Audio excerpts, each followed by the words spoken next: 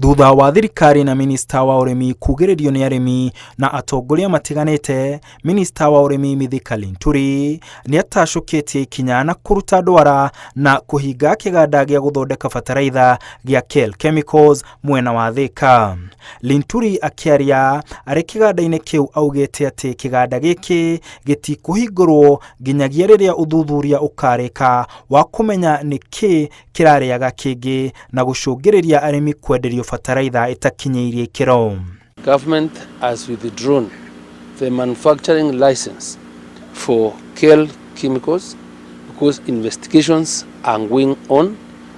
The blending plant for the fertilizer is now closed, and this is treated as a crime scene from now henceforth and until the investigations are over.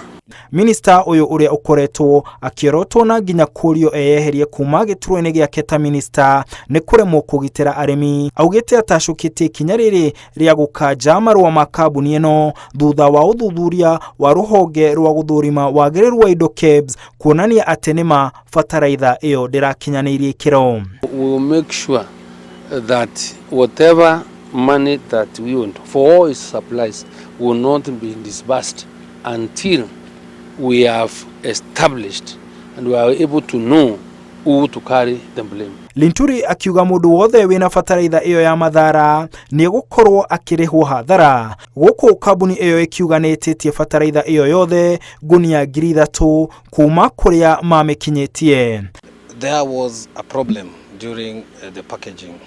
It is not that it's a manufacturer's, it's not that it is fake fertilizer as the tale has been told out there. It's an issue of just the composition and the packaging, and that it only happened during a period of time. That is from the 5th to the 10th of March. And if you have not used this fertilizer and you have a bag, please return it to our NCPB store. We will be able to give you alternative fertilizer because the rain and the season cannot wait. Urugamiriri wa kĩganda gĩkĩ ukiuga kwaya gukorwo thina uyu wonikanire bataraitha ino igikirwo ngunia-inĩ ciayo kana mĩkuĩre-inĩ, no ni marathuthuria kumenya wega thina waumire ku. Handũ-inĩ ha Inooro TV, njĩtagwo Martin Munene.